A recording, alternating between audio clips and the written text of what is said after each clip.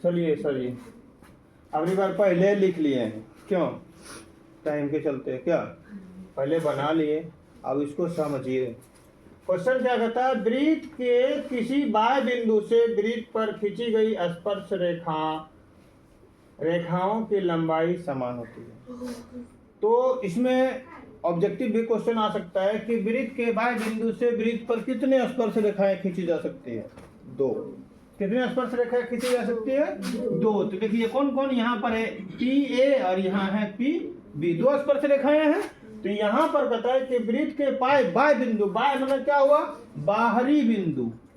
तो वृत्त के बाहर में एक बिंदु स्थित है P, इससे इस वृत्त पर 2 स्पर्श रेखा खींचे PA और PB।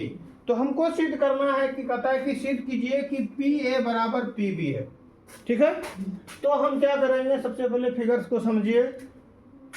वृत्त बनाए, P बाहर बिंदु से 2 स्पर्श रेखा खींचे।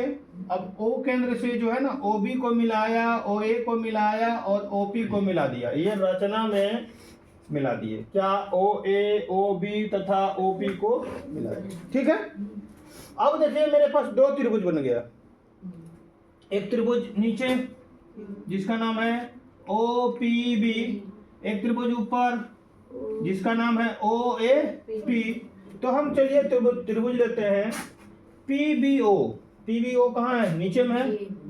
और यहाँ PAO ऊपर वाला।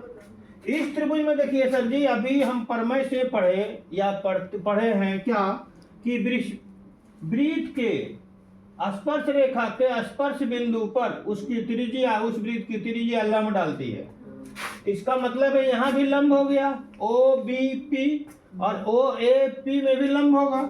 इसका मतलब PBO कोण और PAO कोण बराबर 90 डिग्री। कौन चीज से? प्रमेय से। प्रमेय में ये प्रूव किया गया है। ठीक है, उसके बाद क्या है? OB बराबर OA। चूंकि एक ही वृत्त में जितनी सारी त्रिज्याएं होंगी सब क्या होगी? बराबर। सब क्या होगी? एक ही वृत्त की त्रिज्याएं डैश होती हैं क्या?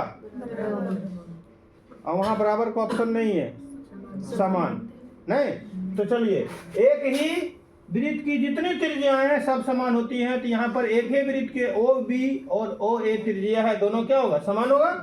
और OP और OP दोनों तरफ है, देख लीजिए उभयनिष्ठ। उभयनिष्ठ का मतलब है क्या? ऐसी भुजा जो इस त्रिभुज में भी रहे और इस त्रिभुज में भी रहे, उसको हम उभयनिष्ठ कहते हैं।